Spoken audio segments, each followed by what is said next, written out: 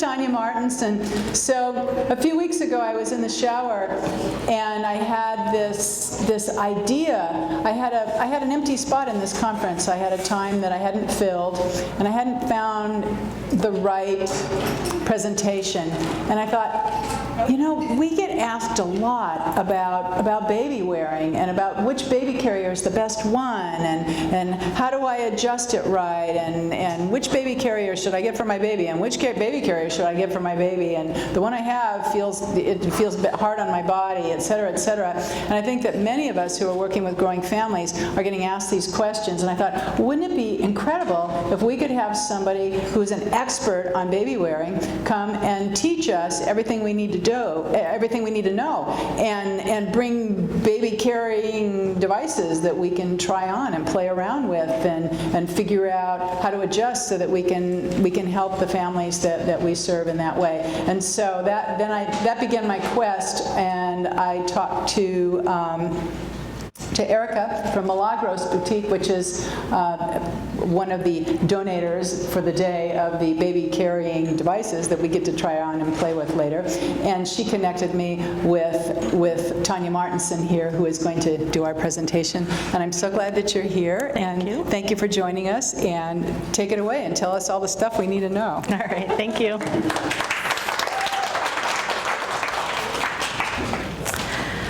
All right, thanks for coming, everyone. I am a certified baby-wearing educator and owner of Baby Wearing Institute Northwest up in Ridgefield, but I work anywhere around this general area. I started wearing my first baby in 2001 and wore her in a baby Bjorn because I was told that was the best carrier in the world and that was the one I had to have, and I hemmed and hawed for weeks and weeks and weeks over spending a whole $100 on a carrier, and because I'm cheap. And I wore her in that until her legs were bouncing off my knees as I walked. And in 2008, I started a lending library to help parents try to have access to carriers and be able to try things on, because there were no retail locations that offered carriers in my area. And in 2011, after continuing lots of online research and being confused by a lot of the answers I was given and not finding the information I was searching for, I attended the Baby Wearing Institute in Utah and became a certified educator. And then shortly after that, I became a licensed certified educator. So now I train people to become certified baby wearing educators. In addition to training baby wearing educators, I also do private one-on-one consultations with parents where I bring my carriers to their home and we figure out what works best for them in their particular situation and their baby without them having to leave their home when they're probably not ready to go out into the world yet. And I do small group classes and presentations as well.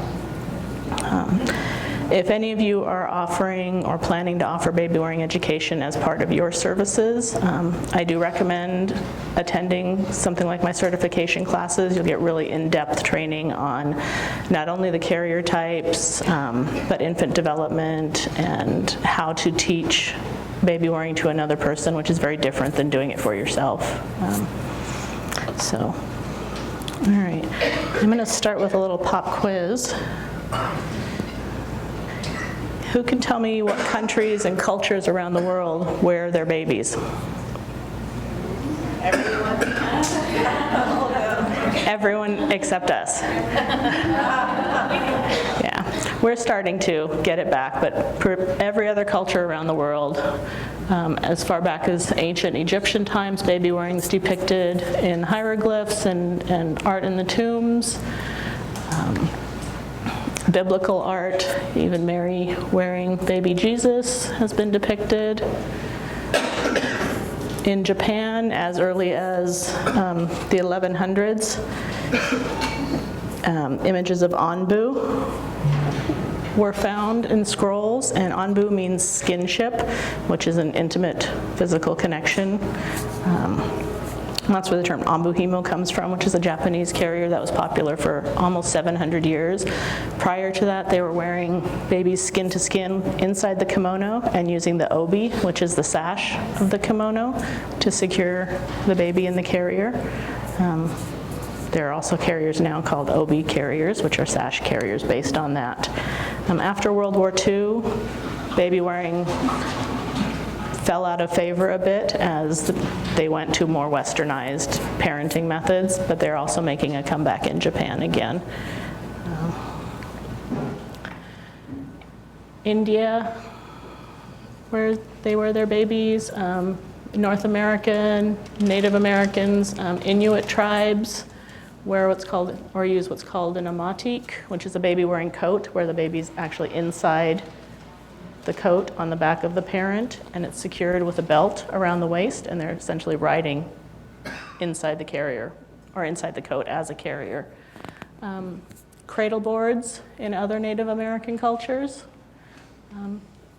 were used quite a bit, and it's actually one of the positions that's now not recommended, as it's found to do a lot of damage to hips and hip development. Anything that swaddles or pins the legs together in cultures that practice that as routine had a lot of long-term hip damage, which they actually believed was genetic at the time, but when they changed their carrying and wrapping practices, that next generation had good hips. So it's actually...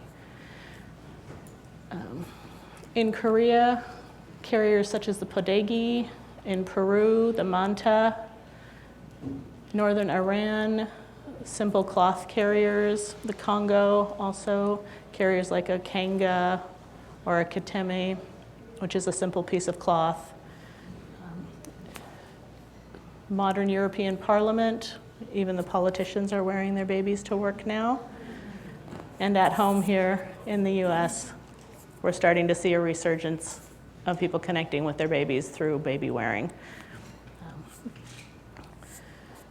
So why has baby wearing lasted all this time? Baby wearing is actually the norm for babies. They are designed to be carried along with us on our hip.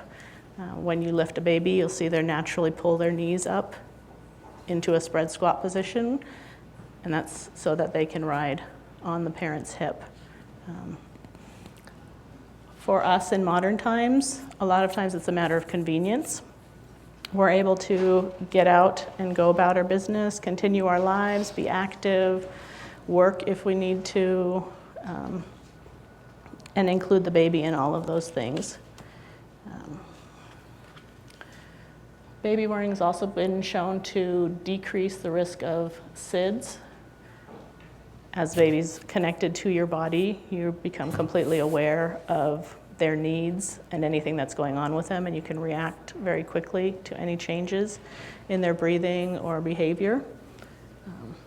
And also plagiocephaly, flat head syndrome, since they're up and not laying in a car seat or a stroller or on the crib flat on their back. There's a lot less incidence of flat head syndrome when babies are worn. It can also be used to correct that if you're meeting with a family or an infant that has that as an issue, having the baby up on the wearer's body and out of containers can be really beneficial. Right. Other things that are common, people usually show up with complaints of babies with colic or reflux. Baby wearing can be a huge benefit in that. Wearing them upright against the wearer's body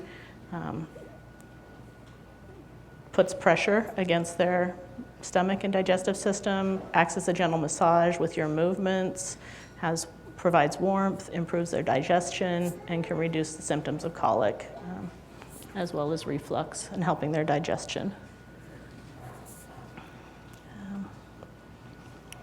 Happy hormones. Serotonin and prolactin are released in close proximity with your baby. So anything that helps that baby bond to you, skin-to-skin contact, using it as kangaroo care, even for full-term infants.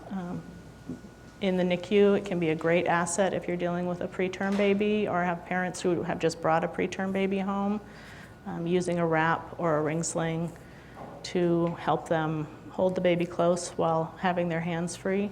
In the NICU in particular, the parents may be there for hours, sitting in a chair with a baby on their chest, and just being able to have their hands free to read a book and know the baby's secure and receiving that comfort and contact can be really beneficial. It's also going to help the release of prolactin, which is going to benefit with breastfeeding success, which is jumping down a little bit. But and since the baby's right there in close contact, they are where they need to be to nurse quickly and easily.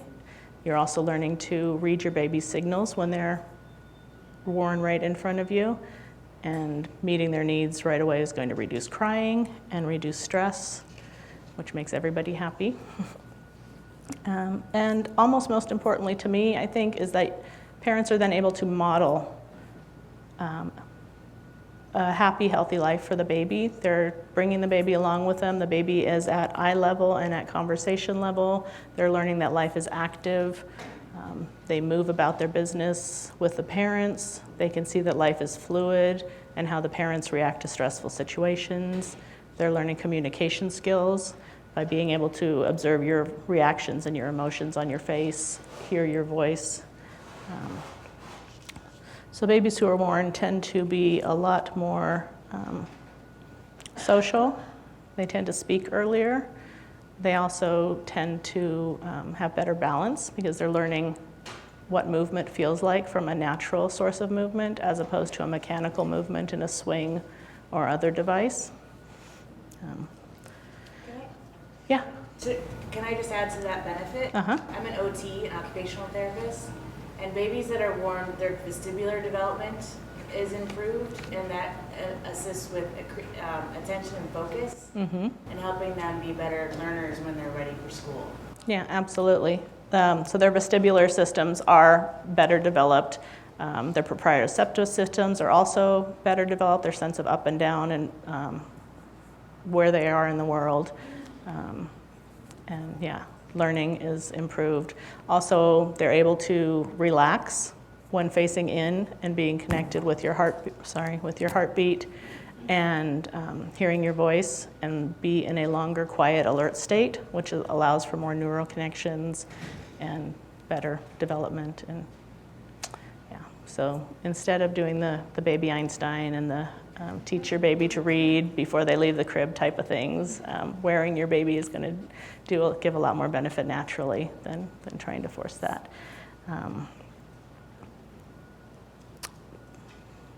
Having your baby on you also provides a sense of security for them. They are still connected with their caregiver as they're meant to be. Their reptilian brain goes into effect anytime the baby is placed and left down. It's a sense of panic for them. So if they're up and connected with you, you're restoring their sense of safety and having everything right in the world, which then again leads to less crying, lower stress for the baby, allowing them to divert their energy and their calories to growing and learning and developing instead of stress and crying. And then that also helps mom or whoever the wearer is. So less crying from the baby is less stress for us. Safety concerns with baby wearing. Can't the baby fall out? Isn't the baby going to fall out of that thing? Is that baby ever going to learn to walk? The baby will learn to walk, probably more stably and faster than a baby who's not worn. And learning to use a carrier correctly and safely will not have the baby falling out. The carriers are designed to hold the weight of the baby, and learning from someone who is trained and experienced in different carrier use is going to also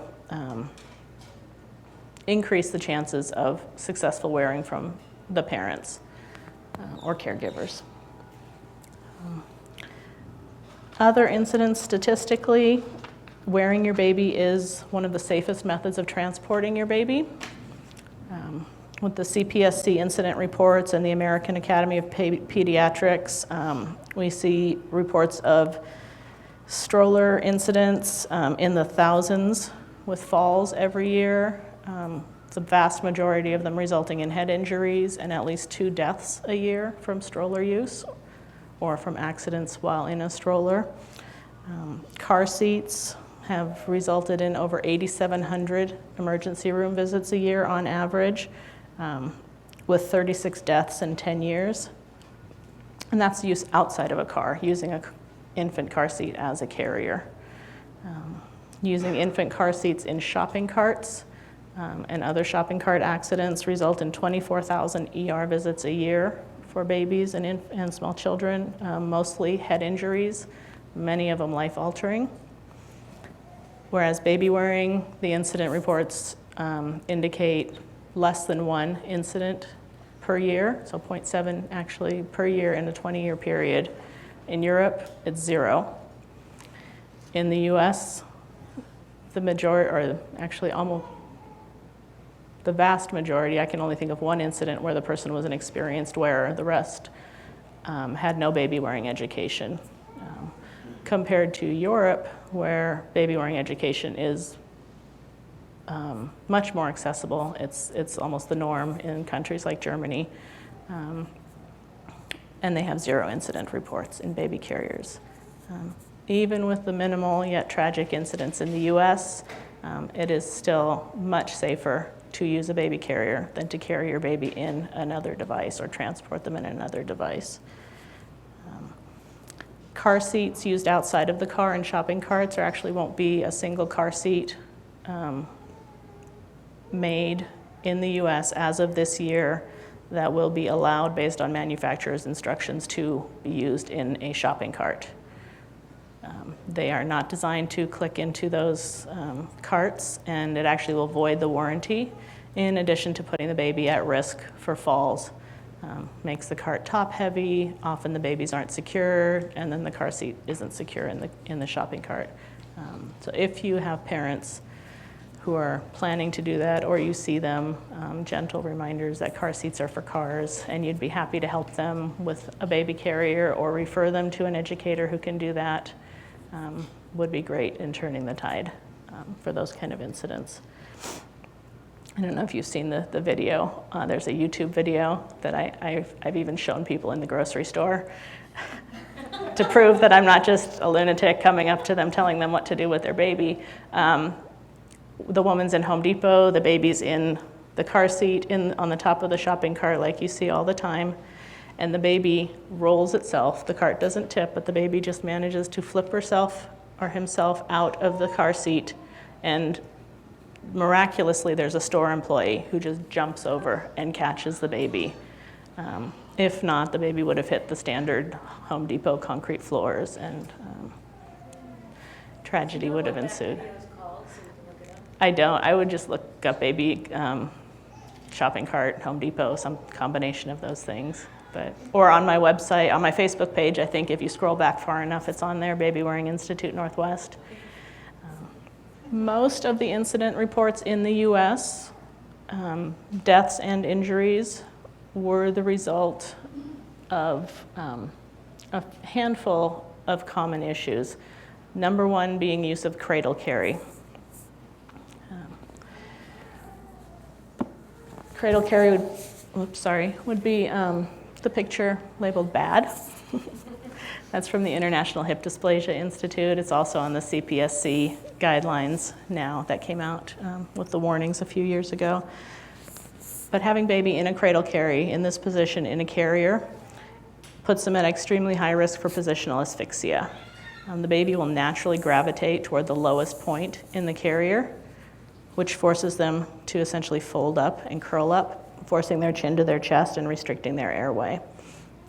The other thing that happens is babies roll naturally toward the wearer, and then their airways become restricted with the fabric and the body of the wearer.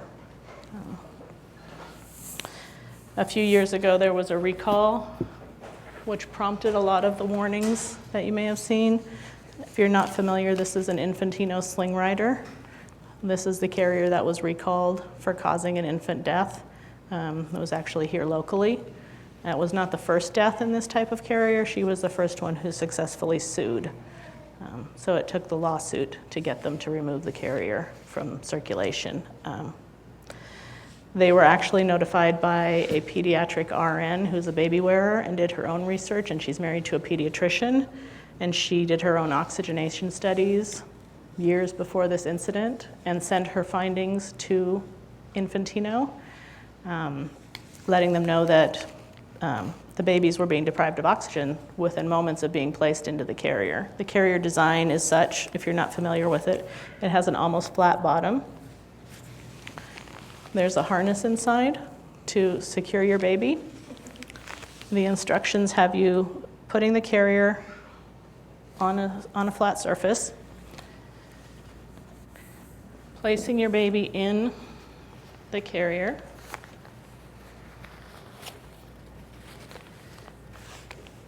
and then putting it on like a purse or a duffel bag, which is why they're referred to as bag slings.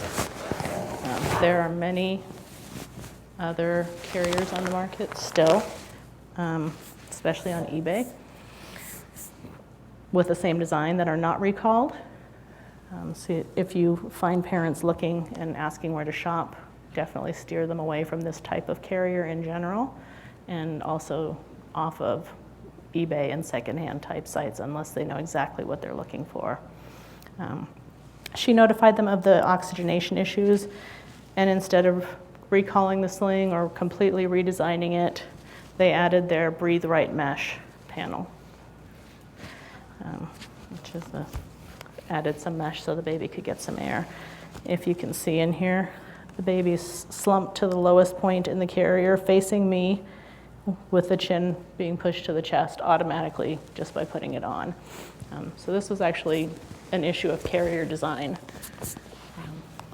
where the parent used the carrier exactly as instructed by the manufacturer, but there just is no safe way to use this carrier. This particular brand, the recalled brand, if you do find someone selling one on Craigslist or coming to you asking how to use it, or just wearing one into your office or your practice, they can be cut.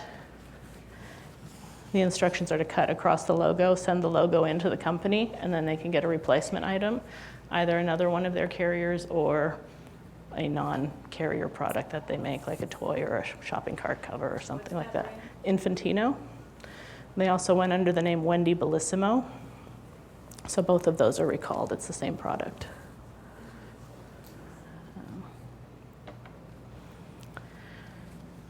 All right, so when I'm teaching and working with parents and teaching other educators, I recommend against and do not promote a cradle carry in any type of carrier, not just those.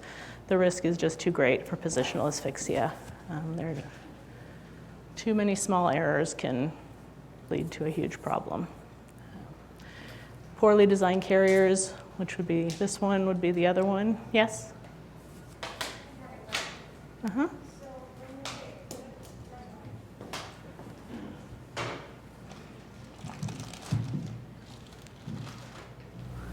So when you say that you don't suggest that babies be carried in any of the, carriers like that. In that position, yes.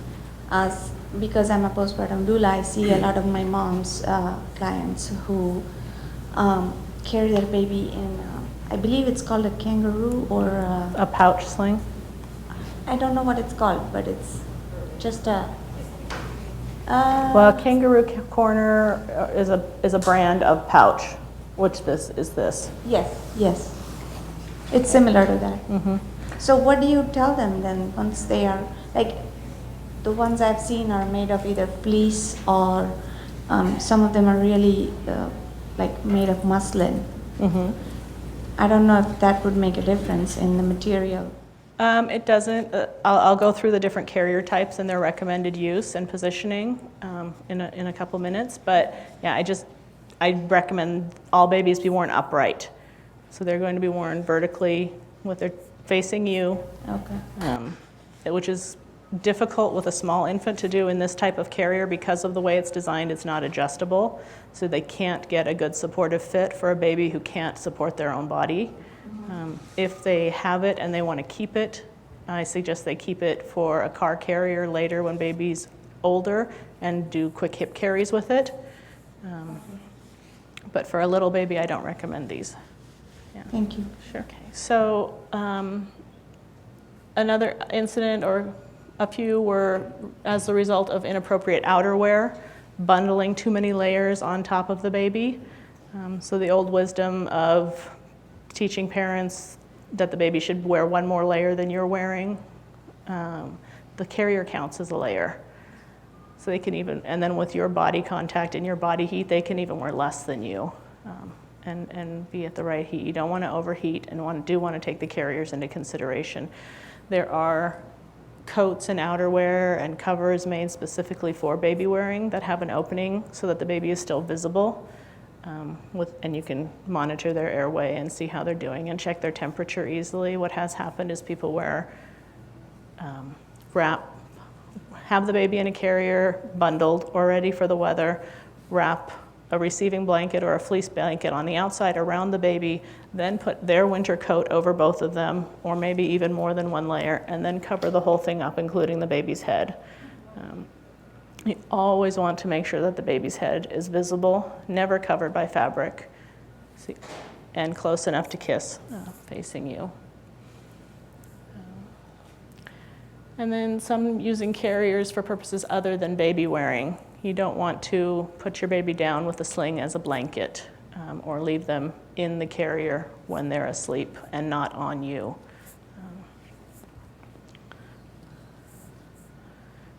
And those are all things that we address in classes and in private consultations when we go over things with the parents.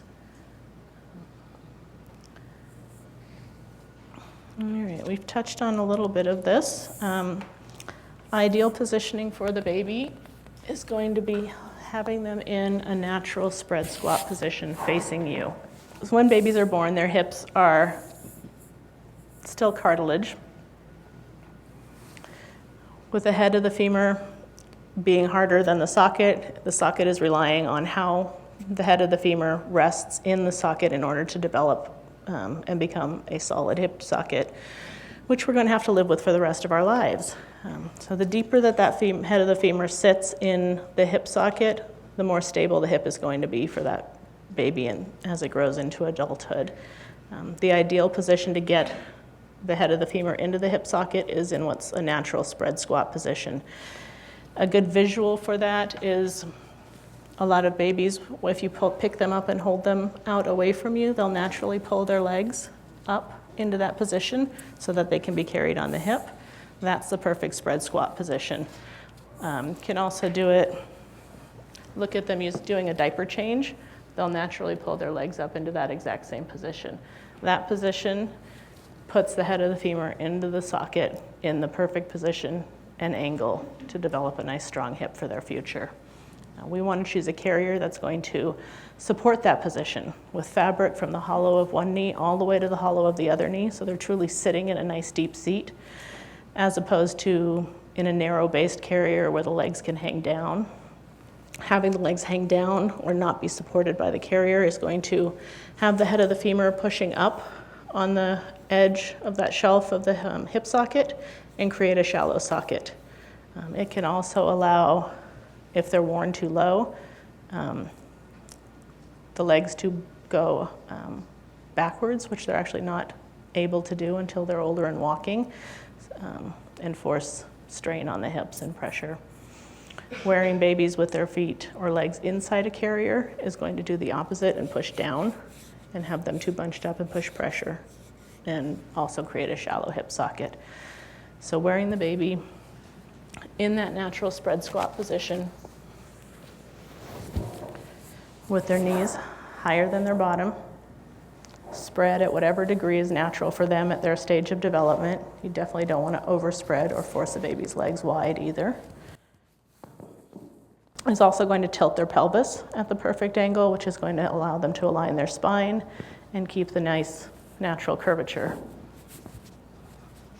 Can you see? Like this.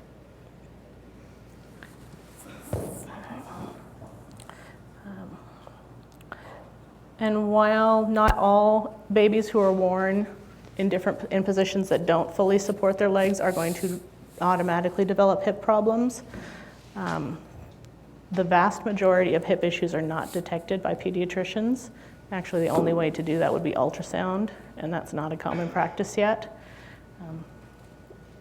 And wearing your baby correctly in the first place is going to do zero damage. Where wearing them in a carrier that's not supportive and not optimal has the potential to do some damage. So I always recommend people wear in the best way possible for the best possible outcome for their babies. All right.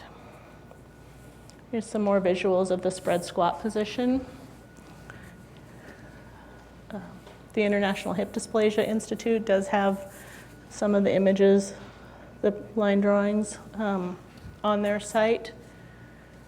Ideally, it's a 45-degree spread from midline with the knees at an angle of about 110 degrees, 120 degrees. But the easiest way to remember it is whatever the baby's natural spread is, whatever they pull into for a diaper change, with their knees higher than their bottom, and fabric supporting from the hollow of one knee to the hollow of the other. Optimal positioning for wearing your baby is going to be facing you. All of their needs are met on your front. So wearing baby on your front, facing you in that natural spread squat position is going to let you monitor their breathing, monitor their temperature, feed or nurse easily, recognize hunger signals if they're bottle feeding so they can make adjustments and do that. Hearing their breathing, recognizing airway obstruction or any potential issues. For the wearer, having the baby above the belly button and part of your core so that they're not able to fall away into the fabric is going to save your back and your pelvic floor. One of my friends who's an educator likes to tell her friends that friends don't let friends wear Depends. So, babies worn too low in things like the bag slings or pouches that are too loose or too big, front packs that are just worn too low or too loose. Not only is that less than ideal for the baby, it's less than ideal for the wearer. You're going to have strain on your shoulders, strain on your back, compensating for the weight not being part of your core, and then strain on your pelvic floor as well. Choosing a carrier that is developmentally appropriate and supportive for the stage of the baby is something I do a lot and help people with. There are a lot of carriers on the market, and as Carol asked, the frequent question is, what's the best carrier? There is no best carrier. Every single person is different. Every mother or wearer and baby dyad is its own unique entity. In general, there are some types of carriers that I recommend. I don't promote any particular brand. I really work with them, finding what's going to be most supportive and helpful for them. But you want to look for something that's going to support the natural curve of their spine, that spread squat position, not forcing their legs farther than is natural in a wide seat carrier, not allowing their legs to dangle in a carrier that's too narrow, or that can be forced to be narrow because it's too stretchy and not supportive. And also that provides vertical support for a baby who can't sit unassisted yet. You need that carrier to provide boundaries and vertical support to keep them from flopping or sliding in the carrier. You also want to keep them kissably close. That way you're able to monitor. It's a good trick to make sure they're in the right position. They're higher than your belly button, and you're able to monitor their breathing and interact with them easily and quickly. For the wearer, realizing that they're going to be using muscles they haven't used before and in different ways when they're wearing their baby, and using a new carrier is important. Stretching, having partners provide a little massage, getting body work, just letting them know that it is a transition period and their body will get used to it. A baby carrier should not hurt at all. If it does, it's not fitting correctly, but it can definitely force you to use muscles you haven't used in a while or in a way you haven't used them. Wearing babies facing the wearer also helps, just like kangaroo care, continues to help with regulating body temperature, regulating their heart rate, regulating their breathing, allowing them to stay in that quiet, alert state for neurological development, not stressing, not wasting their calories and energy on stress and crying, but diverting it instead to growing and developing like they should. Wearing babies facing in also allows their spine to follow the natural curve of our body and support their spine development, as opposed to wearing baby facing out, which is automatically going to force them to hollow their back a bit, tilt their pelvis forward. Their legs will drop down. There are a couple newer carriers that do support the legs a bit better. The ones I've seen still spread a bit farther. They're recommended for babies who are 6 months old and older, and only to be used in this position for very short periods of time in familiar surroundings. Because in addition to positional issues, babies are then dealing with overstimulation. They're not able to shut off the stimuli that's coming at them, whereas if they were facing you, they can turn off anything they want to. Around 4 months old, babies do tend to start to orient outward, and they do want to see where they're going and interact with things.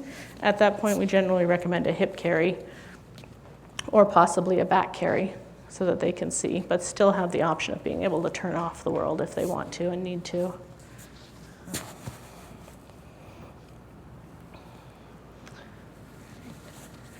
Choosing the right carrier to support the baby's developing spine is also very important. When the babies are born, they're in a state of total kyphosis, or a C-shaped curve of their spine. You want to make sure that a carrier is not going to force them out of that position. Nothing with a rigid back that's going to force them straight, nothing that's going to force them to hollow out their back when they're not developmentally ready for that. First stage of development would be the top 7 cervical vertebrae and gaining head control. And that usually starts from birth or the early weeks and is complete for most babies around 4 months when they have true head control. Their chest kyphosis, the center 12 vertebrae of their thoracic vertebrae, maintain their rounded kyphotic state, but the core muscles are strengthening. And we use that as the next guideline when baby can sit unassisted and hold and maintain their position for their upper body. They're ready for other types of carriers. And finally, lumbar lordosis, the lower 5 vertebrae of the spine. That's complete when baby's standing and walking unassisted. Which carrier you choose will depend on which developmental stage they're in. We don't make recommendations based on age of the baby. Rather, their developmental stage, to make sure the carrier is supporting what their body's doing and needs to do. So prior to sitting unassisted, we want to choose a carrier that's going to not only support that spread squat position, but allow them to maintain the curve of their spine and provide vertical boundaries for them, because they can't maintain their upper body themselves. Once they're sitting unassisted, a whole larger range of carrier options open up, because they don't need as much of that vertical support. They can generally spread farther and have a wider seat at that point. Position options like back carries open up. And once they're walking, you get into a whole new world of heavier baby, lots of back carries, but also lots of quick up and downs where they want to run, and then need up, and then want to go. And there are carriers that can deal with all of those stages. Oh, thank you.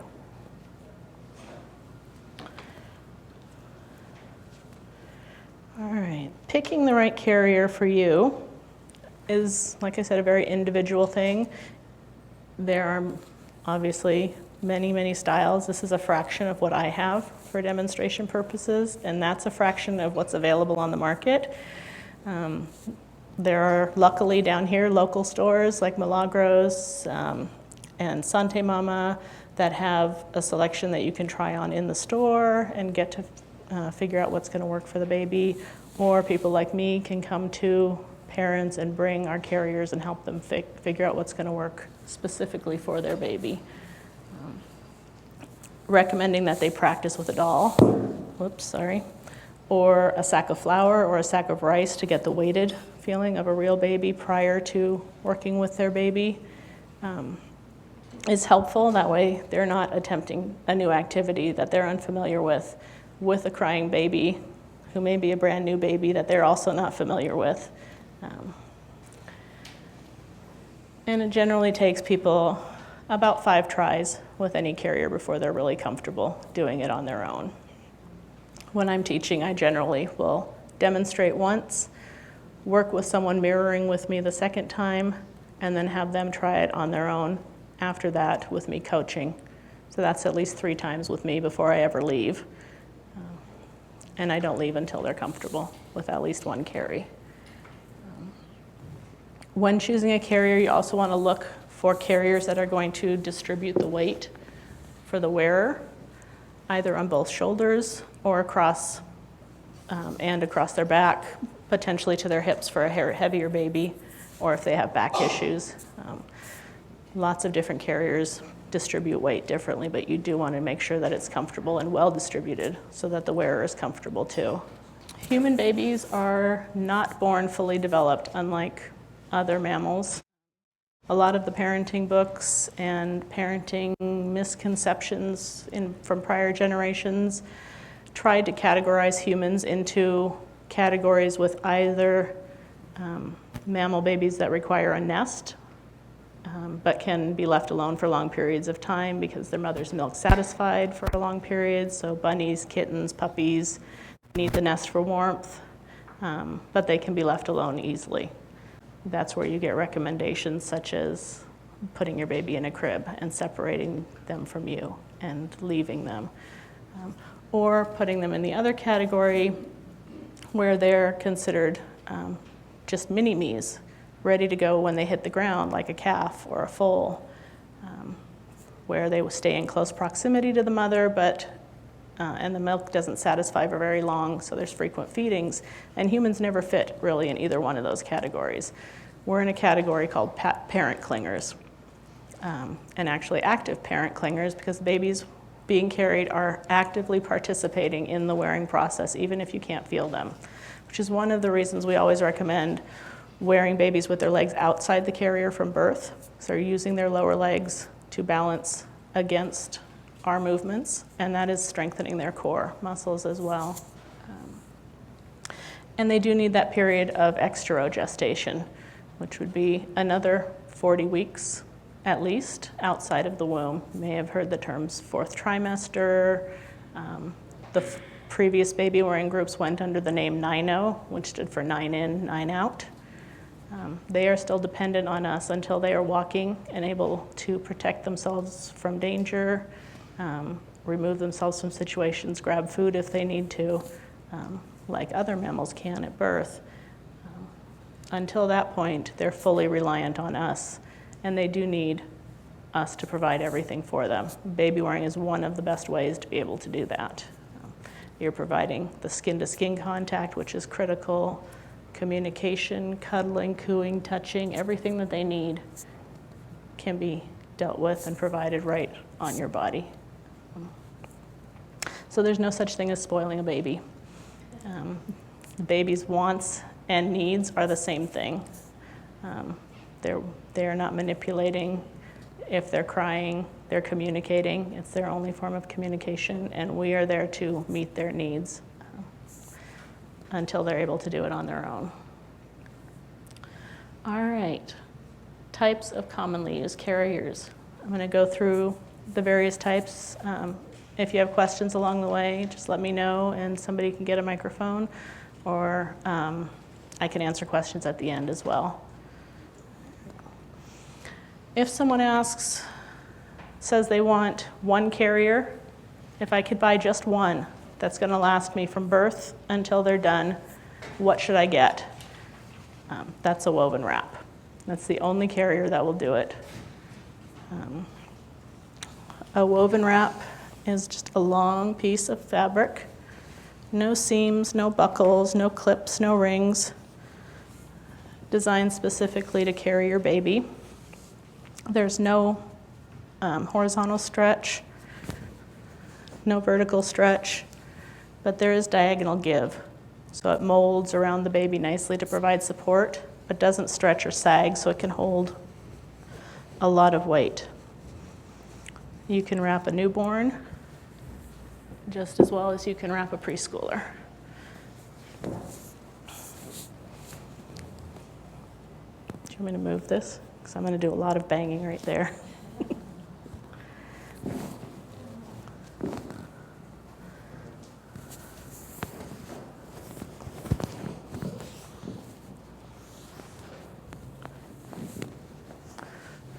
When I teach wrapping, I do generally teach people to wrap while holding their baby.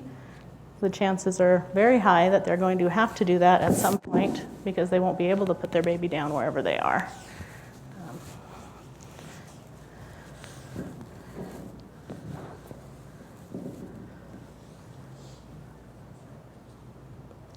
And I'm just doing the same thing on both sides. I pulled up just enough fabric to provide support for the baby. With the newborn, that's going to be about mid-ear height. I'm keeping all the rest of the fabric tucked under the baby's tush. I'm letting them sit on my wrist so they're maintaining that spread squat, that natural seat already.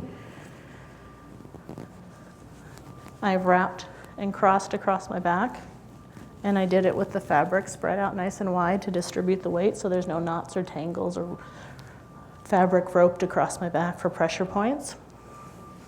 Teaching with a striped wrap is actually an excellent tool because you can see what they're tightening. I can see that my top rail is purple, which corresponds to the top rail on the baby. And when I pull, I'm going to tighten that top rail and hand it off and tighten every few stripes all the way through the body of the carrier. Switch hands and do the exact same thing with the other side.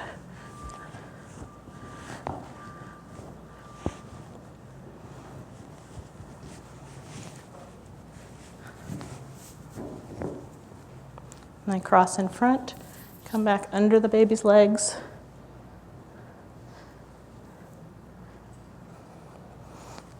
and just finish with a double or square knot behind.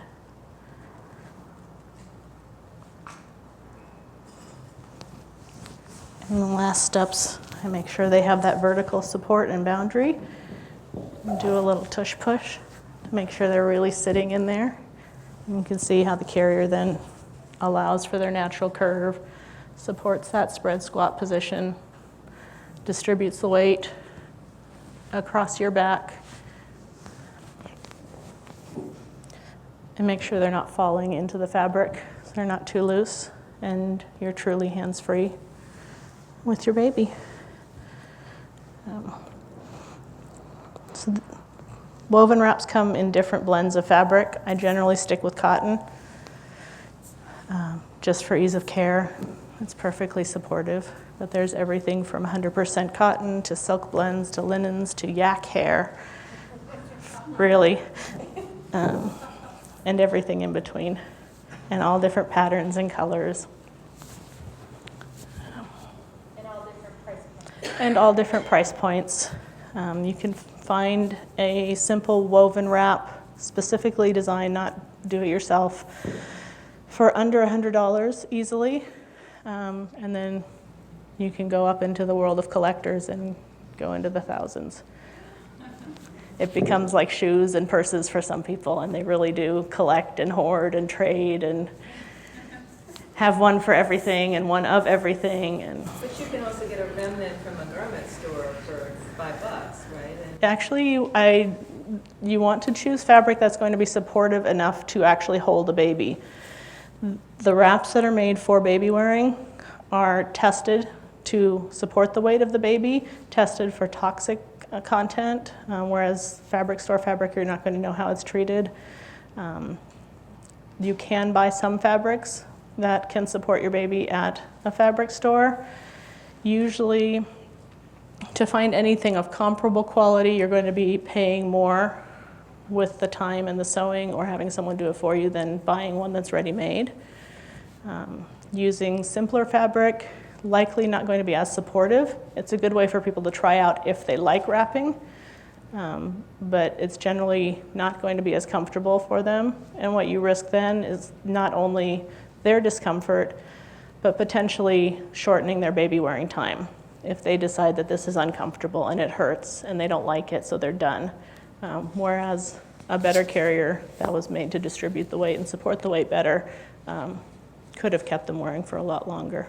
Talk about the rebozo. Is that similar to A rebozo is a Mexican carrying cloth. It's essentially a short wrap. It's a shorter version, generally tied off in a slip knot at the shoulder and worn on one hip. You can wear it for front carries as well. It's just another type of wrap. There are also wraps made of stretchy material. Moby would be one of the most common, with baby wearing coming more into the mainstream. There are a couple of carriers that have gotten enough publicity that they are sort of the Kleenex of the baby wearing world. They are the name you call everything. Moby is one of them. Ergo's the other. Everything's an Ergo or a Moby. Everything used to be a Snuggly.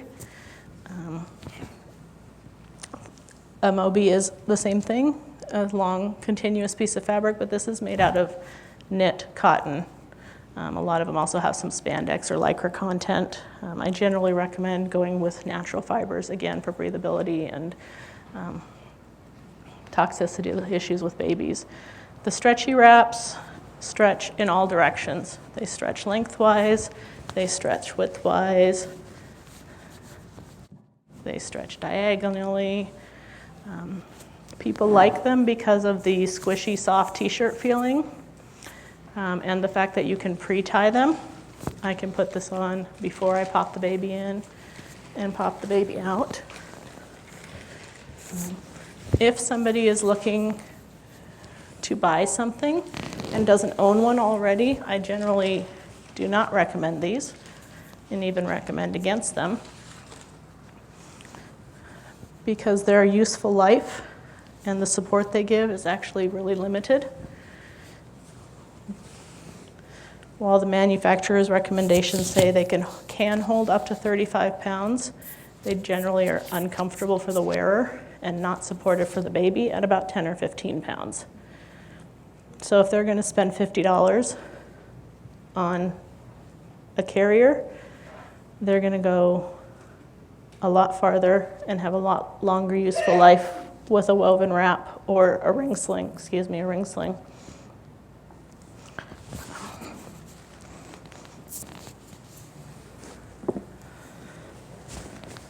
So with these, you're pre-tying almost the same carry as the other one. Popping each of the baby's legs into each part of the cross. Spreading the fabric from the hollow of one knee to the hollow of the other. Taking that cummerbund piece and pulling it up for additional support. With the stretchy wraps, because of the stretch and the lack of support, you need 3 layers of fabric to provide the support a baby needs, or to attempt to. With a woven wrap, you can do it in a single layer. So it also makes it cooler for people that run hot and summer wearing and things like that.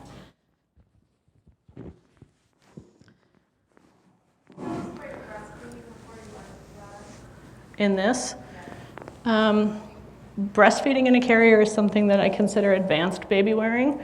I generally recommend people master their nursing relationship first, get that well established, master the use of their carrier separately before they ever attempt to put them together. You can nurse in any carrier. Some are easier than others. With this type of carrier,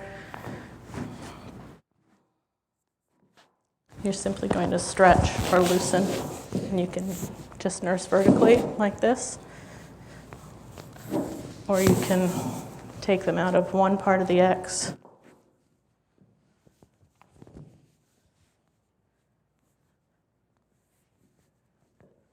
and allow them to recline in the other side, and then switch. If you are dealing with nursing in a carrier, we always recommend it for active nursing only, no falling asleep at the breast. The risk of suffocation, choking, positional asphyxia is way too great. So as soon as they're done actively nursing, they need to go right back up and be vertical. And then you need to readjust and tighten the carrier again. What tends to happen with these when the baby's a little bit heavier and stronger, or even once they're kicking their legs and becoming mobile, is that great seat that you created. Oops, I lost a leg. As soon as they start wiggling and you start walking, the fabric gets pushed together and their legs are now hanging down unsupported. So you no longer have that nice spread squat position supported. So if somebody hasn't already bought one, I recommend they spend their money on something that'll last them longer and be more comfortable. Also for babies who are in the NICU for kangaroo care, I recommend a woven wrap over a stretchy or a ring sling also. This isn't going to provide the vertical boundaries or the stability that a fragile baby needs. Every bump and every movement is going to transfer from the wearer's body through the bounce in the fabric to the baby. So they're never going to achieve that quiet alert state, even if they appear to be sleeping. They're always going to be going through constant little startles and never getting into a deep rest. Whereas a woven wrap, there are preemie versions that are narrower, that are just as soft but much more supportive. If somebody does really want a stretchy wrap, there is one that's a stretch hybrid made by a company called, what's their version now? Rhapsody Baby. And it doesn't have the never-ending lengthwise stretch. So it has that t-shirt material feel. It still does stretch and it's not as supportive as a woven, but it's more supportive than one of these. All right, ring slings would be the next popular choice. These are also going to be great from birth on. They do have a little window where they're not ideal, but then they come back into use again. So from birth until maybe 8-10 months, they're great. And then all of a sudden, you find your baby feels super duper heavy because all the weight's resting on one shoulder. So with this being a one-shouldered carry, I do make sure the weight's distributed nice and wide across my back. I take out as much slack as possible ahead of time. Pick up my baby over my bare shoulder in a burp position. Reach under to feed the legs all the way through. And as they're going down, I pull up again, just enough fabric to give them support. And make sure that fabric layer on their body is nice and smooth. And then I lift their weight. The closest edge of the tail is going to correspond to the top of the ring sling. So I'm going to tighten the top rail, tighten the bottom rail, and then tighten a little bit in between. And do that little tush push to make sure they're sitting in a nice deep seat. And if I have any slack, I can feed that over and tighten just that section.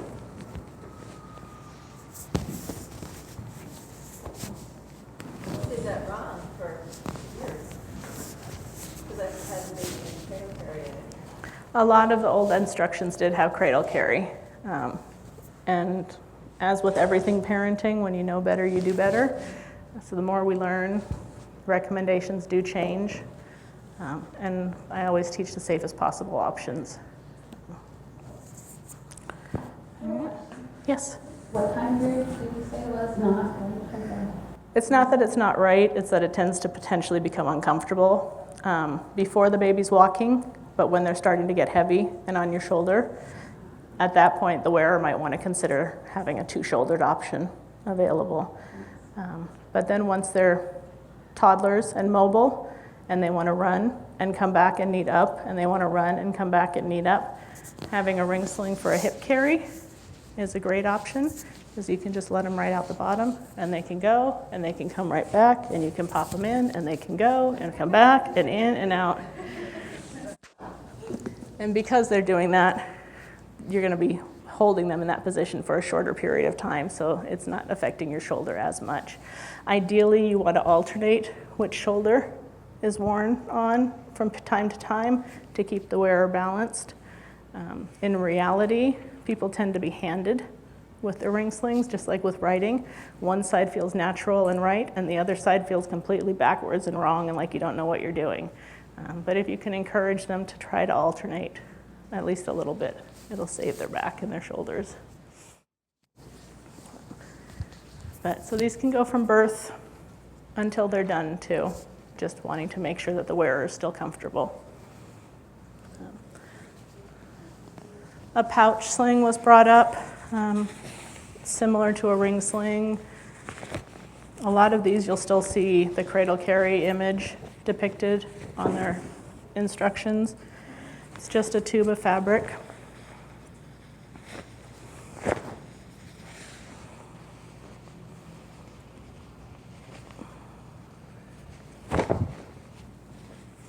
It's worn on one shoulder or the other.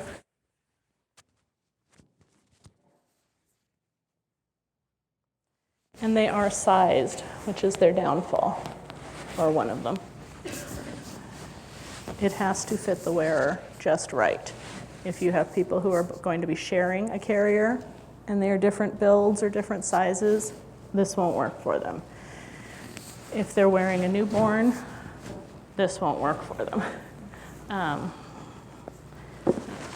Does this look like it fits me? Like I can get a baby in here? This is actually a perfect fit. This is how much room I need for a baby. Most people would try this on and say they're suffocating. This is too tight. There's no way I'm getting my baby in there. And they'll get something bigger, at which point there's no support and the baby can flop. Baby goes in exactly like a ring sling, both legs through the fabric. I split the fabric as the baby's going in.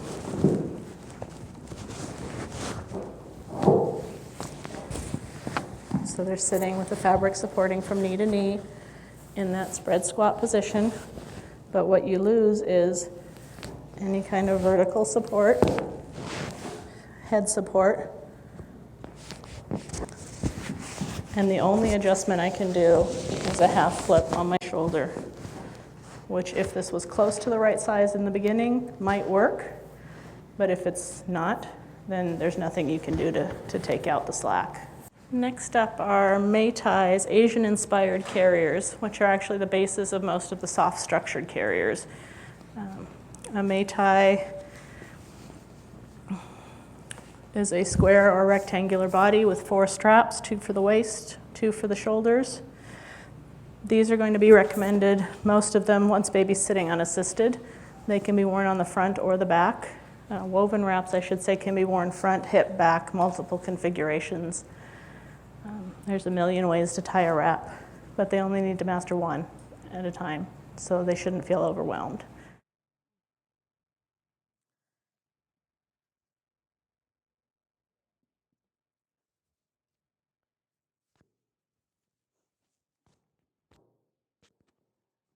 Fabric comes up between the baby's legs. The body of the carrier is pulled up over their back. I throw one strap over my shoulder, reach behind to grab it, hand it off to my other hand, and do the same thing on the other side, switching hands.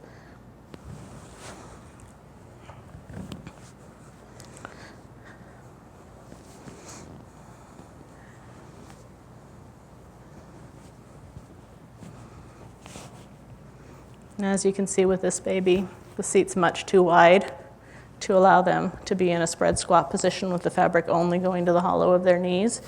I don't recommend doing any alterations to a carrier, no hair ties, no scrunchies, no tying it down. If the carrier wasn't designed to do what you need it to do, it's not the right carrier for the mom and baby or the wearer and the baby. and there is one out there. There are a few brands that are designed to cinch at the bottom and or cinch vertically that can be used with smaller babies. Most of them, though, are designed for older children or older babies. And they also don't have as much vertical support. You can see the gapping in here. So baby needs to be able to control their upper body because the carrier is not going to do it for them. And don't do what I just did, which is undo the bottom before you undo the top.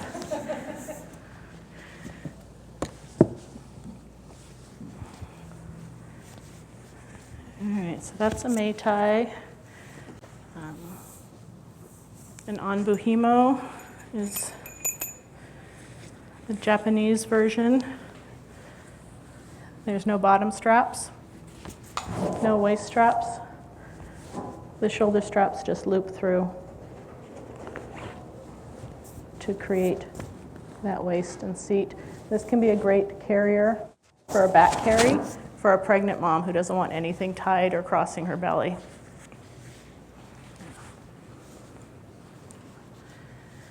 And then a Podegi is a Korean carrier, which is just a blanket with shoulder straps. And it's tied the same way a wrap would be for a front carry. I'll do it without the doll.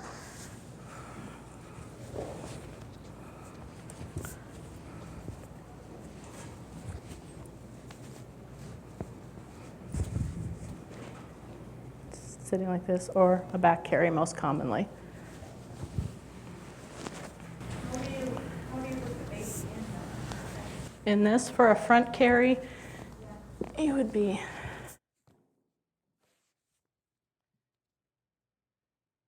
laying the baby in the blanket with the fabric up to about mid-ear height if they're still needing head support.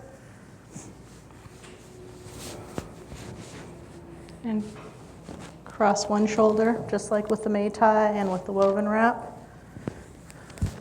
Other shoulder strap, same thing, so you're crossing across your back.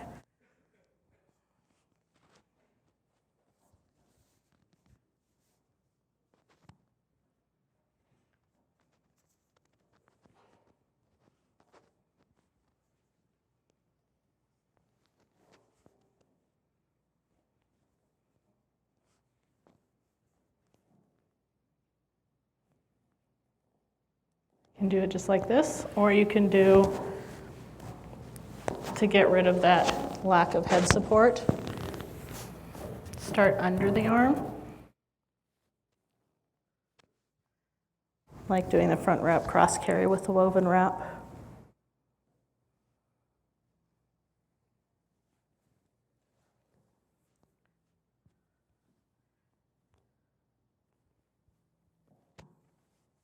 And that way I'm also getting the vertical structure and closure for the carrier. Crossing under the baby's tush, coming back and tying off behind, always with a double or square knot, never a single knot. No bows, unless you want to do a bow on top of the double knot.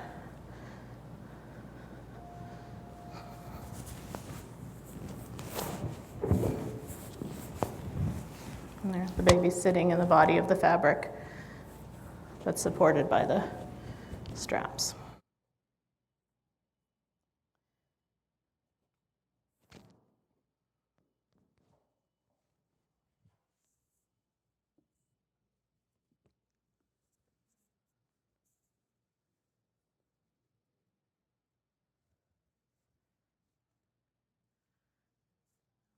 Some more images. Traditional Podegi on the far right. Podegis come in different widths, lengths, and styles. The traditional ones are actually a very heavy quilted blanket, often long and wide, long enough to cover almost to your knees and wrap all the way around you and the baby. They can also be short-bodied, or that one would be considered a narrow-bodied Podegi, the one I demonstrated. And soft structured carriers. Things like an Ergo, Boba, Tula, Kinderpack, Lilla Baby, Again, just like the Métis that inspired them, a square or rectangular body, shoulder straps, waist straps, but these are much more heavily engineered. This is going to be a heavily padded. All of the straps are going to be more heavily padded and structured, which can be great. The original ones, like the Ergo, was designed as a hiking carrier, a hiking backpack for toddlers, so it's meant to distribute the weight of the baby to your hips as opposed to being on your shoulders. Almost all of them have a seat base that's pretty wide. They're designed for babies who are sitting unassisted and up. Some of them offer infant inserts to try to increase their market. Not ideal in my opinion. You're putting a very heavily padded, heavily structured piece inside the carrier, and then the baby's legs are still between you and the carrier instead of free. I've never put a baby in one of those and not had them scream. Other people, their babies seem to like them. It does put them pretty close to a spread squat position, but you do have the pressure of the wearer's body on the legs as opposed to their legs being truly free. You also run into issues where there's an in-between stage where they're too big for the infant insert and still too small to truly fit into the true seat of the carrier.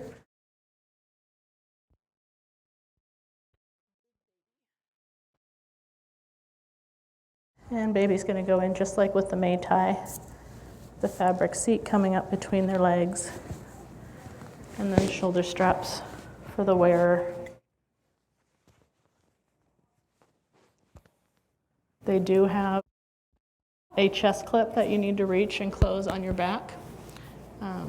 If someone isn't up on their yoga or a contortionist, that can, be an issue. There is a way to cheat that. And it's much easier to do on their own carrier where they can keep things set where they like them. But closing that chest clip first, letting the straps out.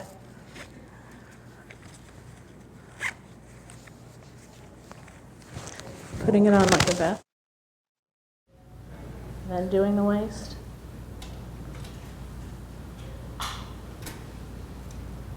And you do want that to sit on the natural shelf of the hip, not really low, not up high, not under the breasts. Picking baby up and then sliding them in.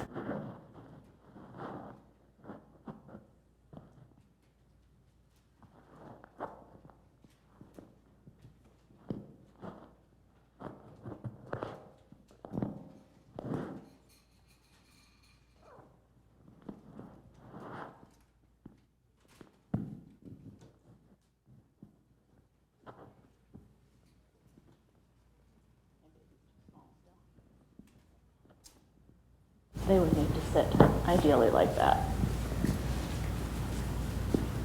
All right, and those are the major carrier types. There are variations within every single carrier type. Ring slings can have different shoulder styles, pleated, padded, gathered.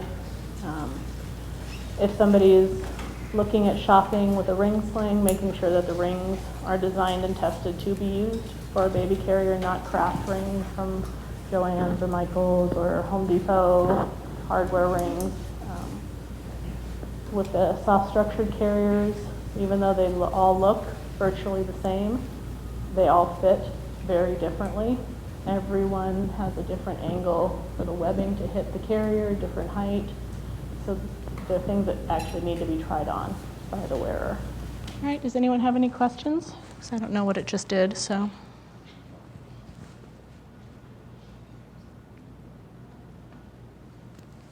Okay. If you have questions, somebody will find a microphone, I think. I'll ask you a question.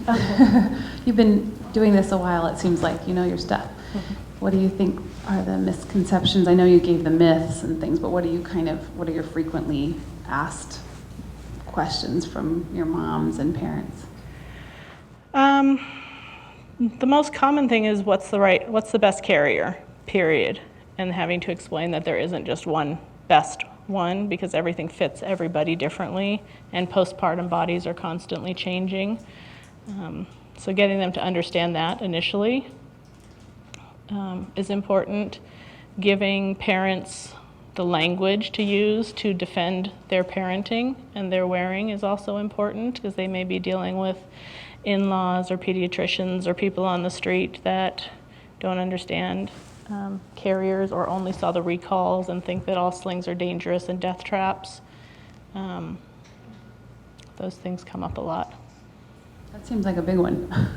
The death traps, yeah. No, the intergenerational judgments, maybe? Yeah, I guess I'm lucky. I never had a negative comment ever in my wearing or nursing in public or anything. It was always smiles or support or just people going about their business. Other people have unfortunately run into people who make declarations like you're smothering your baby, can your baby breathe in there? And then you just have to come up, first of all, know that your baby is safe, know that you're wearing in a safe and proper position and carrier to be able to explain that to someone. But also then you start coming up with little quips and sayings and, yes, my baby likes being squished like this. And they made stickers and pins to go on outsides of carriers to take care of those things because they come up so frequently. And but yeah. I have a question too. Yes. Frequently I'll have a mom come to me and say, well, I'm so tired. I can't get anything at all done. It seems like I'm holding my baby 24/7. If I put my baby down, she cries. And of course I say, well, that's a good thing. That's what babies are supposed to do. Mm-hmm. But my next thing that I say is, do you have a carrier? It makes sense to work out some sort of hands-free parenting, right? Mm-hmm. And sometimes I'll have moms say to me, well, I have one, but she really hates it. What do I say to her? That's actually really common. I see a lot of it online, the declarations that my baby hated that carrier or hated being worn in general. And this is something we go into in a lot more depth in my certification classes, all of the different issues. And how to deal with them, but it's almost always the carrier design, ill-fitting to the parent, ill-fitting to the baby, or misuse. So if they have someone to work with hands-on that can show them and look at what they're doing, see where things might be off and little adjustments that could be made that could make all the difference, that's incredibly helpful. Sure. I think when people are learning, first-time moms are learning to use carriers, it's important to point out to them that the baby's going to be happier if they're moving. Like if they just get in motion, the baby's used to being in their body in motion, and so the baby will get used to the carrier a little easier that way. Yeah, getting moving is a good trick. And it's also important to know that the wearer's stress and nerves and trepidation will translate to the baby. If the mom or the wearer is super tense and worried and nervous about what she's doing, the baby's going to pick up on that and react accordingly. Putting the baby against a stressed body is like putting them on a rigid washboard. It's not a comforting thing. It's an unhappy spot. So encouraging them to practice with a doll, a stuffed animal, a sack of flour, a sack of rice, so that they're calm and confident with the carrier use itself before they try to put their baby in is also a good trick.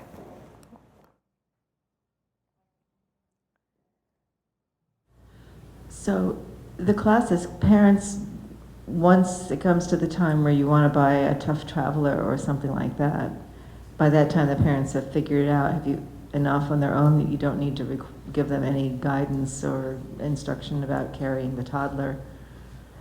A couple different things can happen. If they're doing a one-on-one consultation with me, I'll leave them with resources, recommendations for local or online shops that are reputable to find the type of carriers.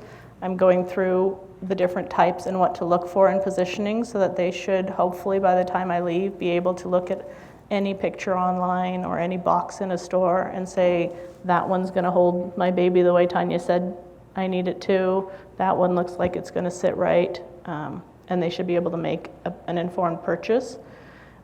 And then for wearing, for more advanced stages, I might see someone back for a back carry when they're ready to learn back carries.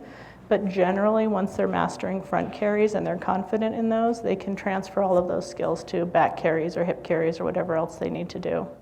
Are there any different recommendations for the toddler? Because I'm thinking how lucky I've been in my life I've never worn any baby correctly.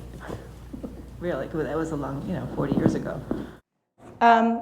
There aren't really different recommendations. They still should be supported. The hips are developing for at least the first 2 years, so they still need their legs supported as close to the hollow of the knee as possible to truly have them in a deep seat. There are carriers that have adjustments, like this is a boba that comes with little stirrups that can attach little webbing type loops that the babies can then toddlers can put their feet in to maintain that seat. Above his tush, yeah, knees above the bum all the time, still high and tight, still comfortable, but they work the same way. The positioning's the same. The concerns are a little bit less because they're holding their own heads up. They're maintaining their airways. They're talking to you. You know if something's going on. But for their hips, you still want their legs supported. And you want to make sure that the carrier is also going to support their weight as they're growing and it's comfortable for you, so that it's distributing the weight properly. First, I want to thank you for bringing all of this. I've been taking notes because it's been a while since I've been a mom, and I hear Moby and ergo a lot, and so getting a better picture of what that means. Mm-hmm. And I think I have a question for Carol and others that work with babies and in the craniosacral realm. So when moms come in and we ask them all these questions about their birth and their pregnancy and feedings, and I start wondering sometimes if they're feeling like we're interrogating them, that they're so used to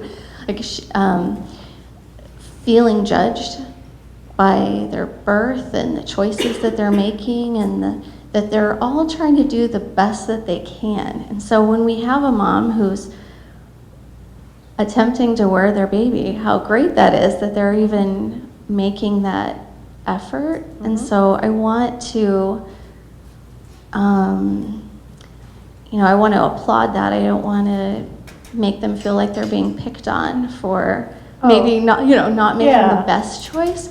So I'm just kind of trying to figure out how to elegantly make suggestions in a way that It's actually easier than you think. Okay. If they're wearing something that's less than ideal for the baby, it's also usually less than ideal for them, so they're probably uncomfortable, or their baby's unhappy and they know it. So they know something's not quite right, and they're happy to have someone help them so that everybody's more comfortable.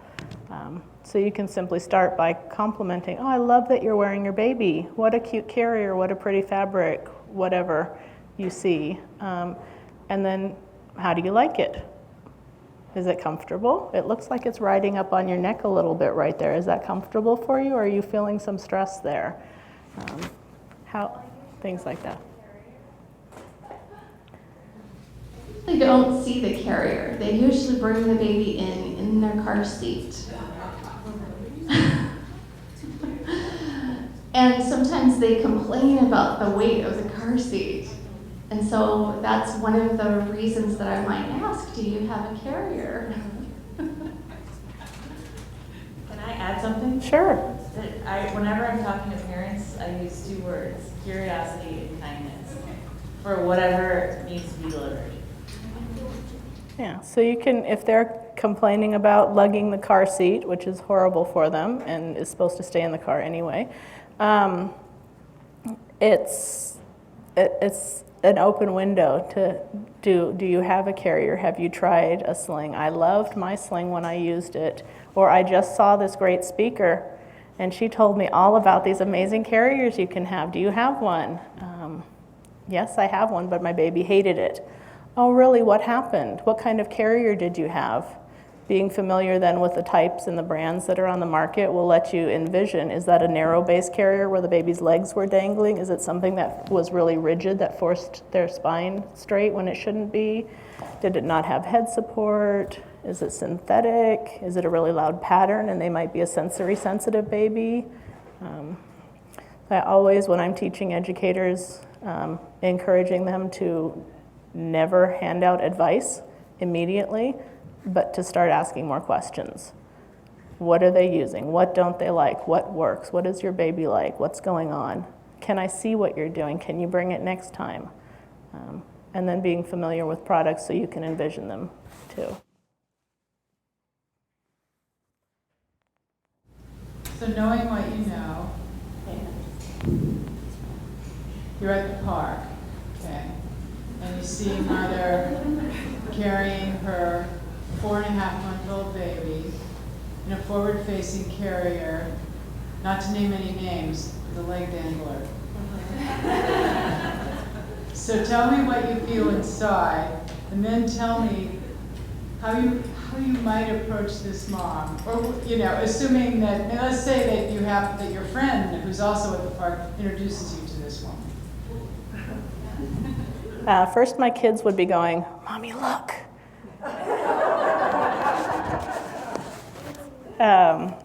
Because they're trained now, they know. If I had cause to talk to her, I'm actually incredibly shy. So the chances of me approaching a non-urgent carrying issue are maybe a little bit lesser. It really depends on the situation and what's going on around me and how I read the person's vibe and if I think I'm going to get my head chopped off or something. But if I'm actually introduced to them, I'll start the exact same way. Oh, that's so great you're wearing your baby. I teach baby wearing. How are you liking that carrier? And then go from there. And because you'll usually get my shoulders are hurting. When the baby's facing out, it's putting all the strain on your shoulders. They're no longer part of your core. They're out of your center of gravity.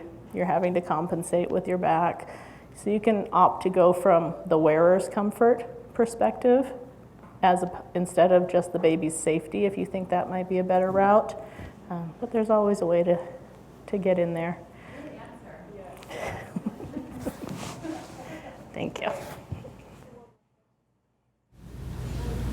Extra to add for special needs babies? I do teach in the educator class. We go through a lot of special needs. It's incredible for most special needs kids. Almost every baby can and should be worn. They do, depending on what the special needs is, that's why it's completely individual to the situation. But there's almost always a way to wear a baby. Or with a special needs child, it's usually can even be an older child. There are carrier manufacturers that will customize larger carriers for special needs kids if they need to. Woven wraps can carry bigger, older children. But there's lots of factors to take into consideration. Did you have a particular scenario? A low-tone baby. They need extra attention paid to making sure the carrier provides the support for their body that their body can't. So they need a woven wrap would be my number one suggestion for front carries, especially because it's going to customize the fit, give them the support, provide the structure that they need to hold them in a secure position, not allowing them to slouch into themselves, compromise their airway. For back carries with an older special needs child with low tone, that can be harder to wrap because you're dealing with a lot of fabric and a heavy weight on your back. That's often a dead weight. The child's not able to participate in holding on. And having to maneuver fabric can be a little more cumbersome. So then it becomes finding the right fit for that pair with something that's going to be quick enough for the wearer to be able to get it on and hold the baby or hold the child and still provide the right amount of support for the child. You really have to work one-on-one in those situations. And and see what they need.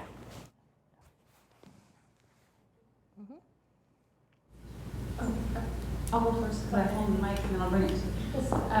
When you go back to the upright, and the main reason being that you're cutting off airway, is there any other reasons to not side lie? It actually also supports the spine and the hips in the proper position. It allows the baby to maintain the natural curve of its spine without... All the things you've been saying. Okay. All the things happen in this position. Okay. In a cradle carry position, not only do you risk the positional asphyxia with the chin going to the chest, but all of the carriers are then going to have the legs inside the carrier essentially swaddled together in the fabric of the carrier and between you and the carrier, which then acts like swaddling, which binds the hips and the legs straight, and that can cause hip issues. It can actually force a shallow hip socket, and that's why swaddling is not recommended. Can you comment, there's a number of different garments sold in the intensive care nursery for baby wearing. Do you talk about those in your classes? I know that Precious Images has one, Barbara Morrison's crowd. Are they following this model, and then how do you decide, how do you help parents decide when to use them or when to stop using them and transition to something else? The kangaroo care shirts, that's mostly what you're referring to, like the Nuru and I think we've got a couple here. The one Erica's wearing one. They are for kangaroo care, and they are garments for the parent. They're not baby carriers. They shouldn't be recommended as being an up and about long-term use carrier. It's for sitting in the NICU, sitting at home on your couch so that you can have your hands free and have the baby secured to your body.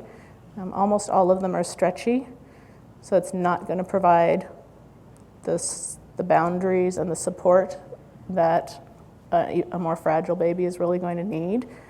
So I'm not a super huge fan, but I am a super huge fan of kangaroo care. So if that gets the parents to do more kangaroo care and supports that, then I think it's fine, but I don't consider them baby carriers, and I don't think they should be advertised as such.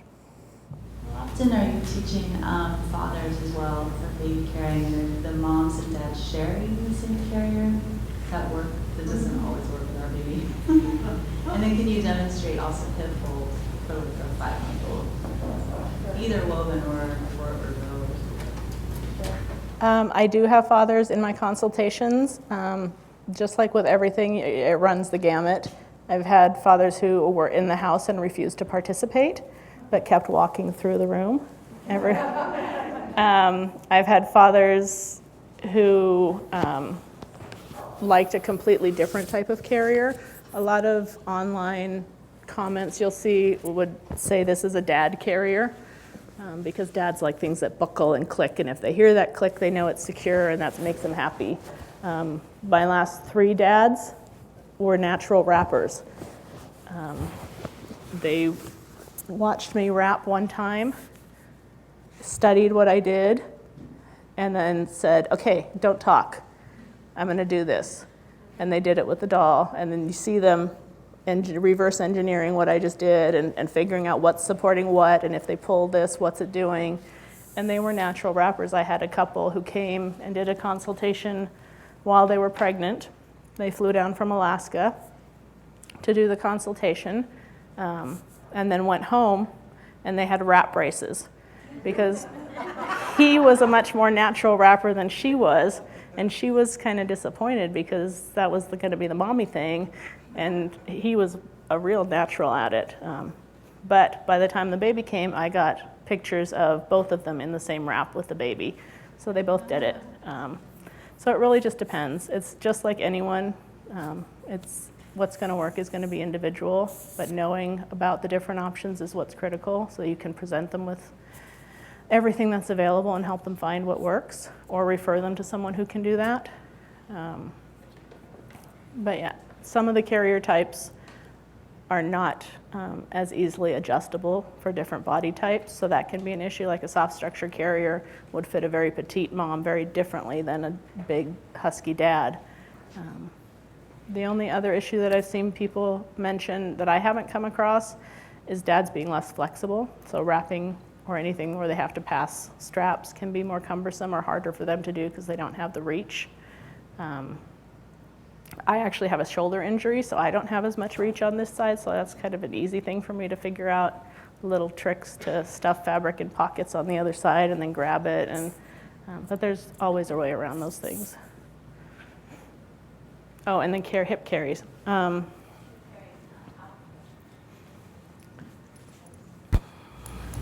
she likes outpacing, but particularly with her dad.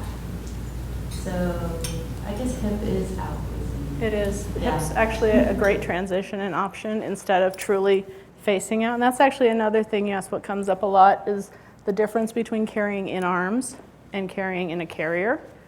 The carrier one is going to take away my back's breaking, my arms are so tired. It's a completely different thing for your body, having them be part of your core than having them in your arms and off center. And what they like in arms isn't always going to be what they need in a carrier. In arms, we're constantly shifting their position.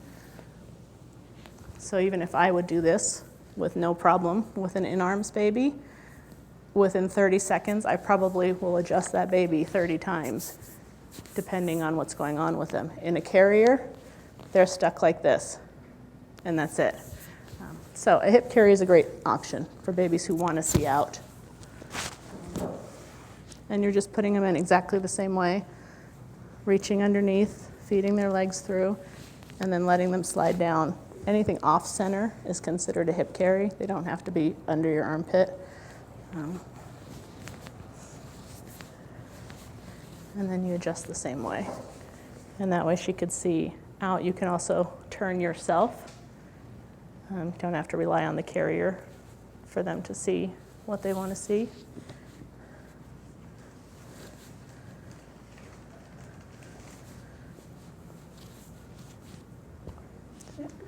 And then wrapping, there's a ton of different carries you can do with a wrap that creates basically the same position. All right. Yes? In the hospital, we want moms and babies to be skin to skin, but we often run into the issue that the mom is sleeping, and we're not supposed to have a baby in bed with the mom while the mom is sleeping. But on the Gold Conference, they showed, or somewhere, I think it was Gold Conference, they showed a wrap for being in bed with babies. Do you have anything like that, or is there anything you recommend? So we could keep babies skin to skin with mom in bed. I would never, ever suggest wrapping a baby onto a sleeping parent and leaving them like that. That's a huge risk. I would be fine with wrapping a baby onto a parent who's sitting in a chair or reclined in the bed and happens to doze off. That's very different than being completely asleep with a baby strapped to you. Yeah, that's kind of what I mean. Okay. Then, you know, they said, well, no, I can't. I can't because I'm asleep. I might doze off. A woven wrap would be my first choice. A ring sling would be my second choice. The things you're referring to, I think, are the kangaroo care type shirts, Nuru, and the Precious, something like that. It doesn't provide as much support. It doesn't have the vertical boundaries, so really a wrap, a woven wrap. It's just those shirts really provide modest cover for the mom and a way to have the baby secured a little bit within the skin to skin and not having her be completely exposed. You can do the same thing with a wrap, but have the support that the baby needs. And then the wrap is something that they can use all the way through. You know, the baby kindergartner doesn't want to do it anymore. So I would wrap. Yes? Do you know someone in the Seattle area that you would recommend teaches classes like you do? Educator certification, just me. In the whole state. In the whole state. I am the only educator in the state. Okay. I can travel to teach for a group of at least 8. So if you have other people in the area, then I can go to you, or you can come down here to me. I have a class in October.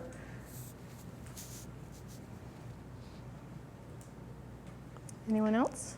So we only have about 10 minutes left technically. If anybody wants to come, touch, feel, play with, look at carriers, you're welcome to. I have dolls if you want to try something.